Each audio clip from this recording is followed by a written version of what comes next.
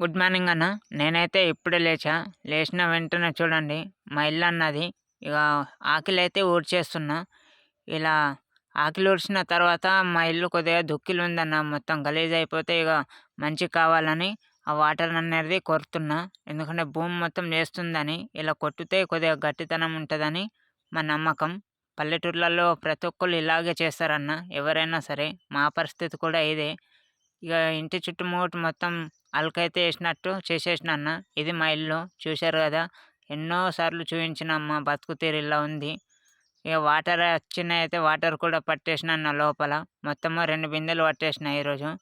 ఈ రకంగా కష్టపడుతున్నాను. నా ఊర్లో కూడా నాకేం ప్రశాంతత లేదు. వాటర్ పట్టిన ఎంటనే రైస్ అయితే అండుకుంటున్నా. కడుపు తిప్పలన్నా ఏం చేద్దాం.